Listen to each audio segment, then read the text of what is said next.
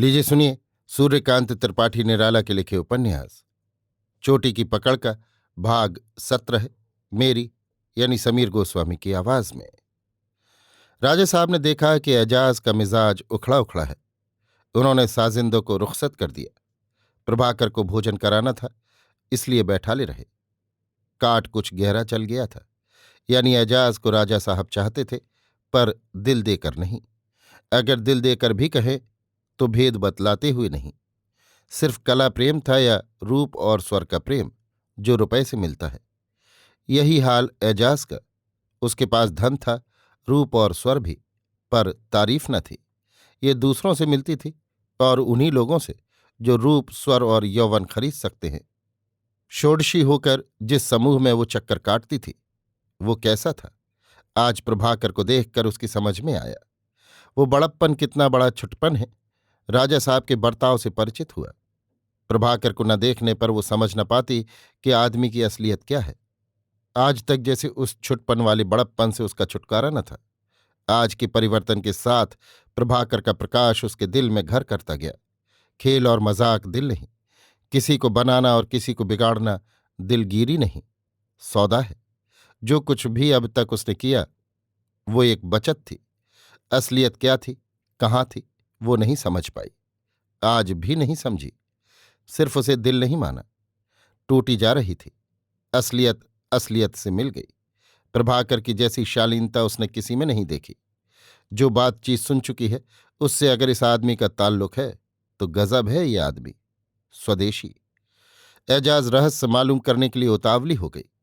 प्रभाकर ने जो गाना गाया उसमें प्रदर्शन न था, किसी की परवाह नहीं, फिर भी किसी से नफरत नहीं। ये अच्छा गाना जानता है, पर अच्छों का प्रभाव नहीं रखता। गाने के संबंध में चढ़ी रहकर भी एजाज चढ़ी न रह सकी। राजा साहब से जो दुराव हुआ था, वो उनके प्रभाकर के लिए हुए प्रेम के कारण था। अब वो एक हार बनकर रह गया। उसको खुशी हुई, एक कुंजी उसके पास भी है। अपमान को भूल कर उसने राजा साहब से कहा, बड़ा रूखा रूखा लग रहा है।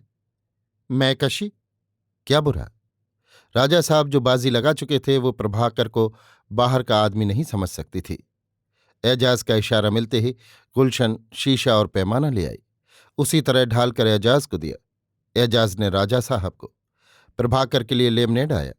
एक प्याला पिलाकर दूसरा भरा, तीसरा भरा। राजा साहब खाली करते गए, एजाज भी साथ देती गई। पूरा नशा आ गया। भोजन की थाली आने लगी। तीनों भोजन करने लगे। प्रभाकर बाबू से तो गहरे ताल्लुकात हैं। हाँ, राजा साहब ने कहा, हमारे कौन कौन से फायदे आपसे हैं, हमें मालूम हो तो हम भी साथ हो जाएं। बात हम तीनों की है, हमारी मदद काम कर सकती है। इसमें क्या शक? प्रभाकर ने मधुर स्वर से पूछा। आपकी जमींदारी है? राजा साहब को प्रश्न बहुत अच्छा लगा। वो स्वयं इतना साधारण प्रश्न नहीं कर सकते थे। एजाज को जवाब देते हुए झेंप हुई। कहा, अब हमें आप लोगों के सवाल का जवाब देना पड़ता है। पहले हम ही जवाब लेते थे। आते जाते हम ही पहले बोलते थे। हिंदू जवाब देते थे। इसी डर से हमने हुजूर से बातचीत नहीं की कि हुजूर खुद पूछें। राजा साहब ने चुटकी लेते हुए कहा, ऐसी बात का हमें कोई ख्याल न था। कुछ तो होगा ही। राजा साहब डटे रहे। वो बहुत अनुकूल नहीं। हमारे? हाँ। आपके? राज देते रहे तो सरकारी तौर से हो सकती है। राज तो आपने हमें दे दिया। एजाज प्रभाकर को देखती रही। प्रभाकर ने कहा, अब हमारा फर्ज है हम आपकी सेवा करें। अभी इतना ही कि हम स्वदेशी।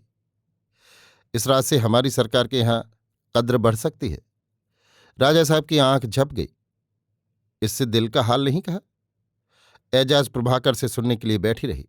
प्रभाकर ने कहा, मैं स्वदेशी का सक्रिय हूं।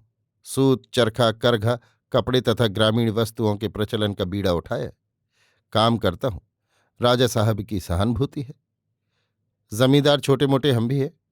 आपसे हमारा स्वार्थ है। हम समझते हैं हमारे यहाँ एक डांट लगा दी गई है। हमसे आपका उपकार हो सकता है। कुछ राज हमें काम करने के लिए दीजिएगा। राजा साहब बहुत खुश हुए। कहा, हमारा एक ही रास्ता है। हम बातें आपसे नहीं कर सकते। आज्ञा है। आपने जो कुछ कहा है उसका कुछ प्रमाण भी हमें चाहिए। यहां हम कपड़े के केंद्र मजबूत करेंगे, व्यवसाय बढ़ाएंगे। आपको अर्थ और अनर्थ के संबंध में काफी जानकारी है। उस तरफ से तो कुछ मिलेगा नहीं, एजाज ने कहा। इस तरफ का भी कुछ न जाना चाहिए।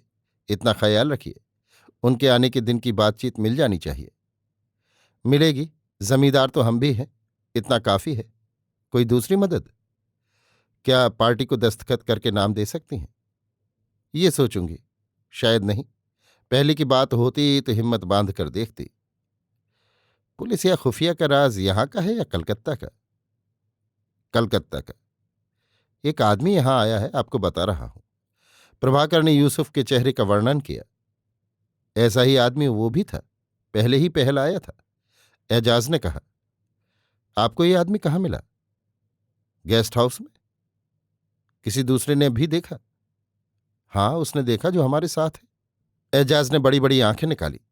राजा साहब ने खिदमतगार को भेजा। कुछ ही अरसे में दिलावर आया। भीतर बुलाकर राजा साहब ने पूछा, आपके पीछे किसी को देखा? राज मिल गया। बाजार में ठहरा है, बाहर का आदमी है। जहां जहां जाए आदमी लगा रखो, देखे रहो, मालूम कर ले असली कौन है। जी हुक्म, कहकर दिलावर बैठक छोड़कर चला। हमारे लिए अच्छा होगा अगर आप कलकत्ता चली जाएं। आप इस समय हमारी ज्यादा मदद कर सकती हैं। ये आदमी आपके कारण आया है। क्या राजा साहब ये बतलाएंगे कि हमारा राज किसी को उनसे नहीं मिला? नहीं, नहीं मिला। इनसे हम कहते हैं, लेकिन दूसरे की बात है, इसलिए नहीं कहा। हमें इसका दुख नहीं। एजाज दृढ़ हुई। हमारी किस्मत, प्रभाकर ने कहा। ये आदमी आपके लिए, एजाज की ओर उंगली उठाकर, आया है।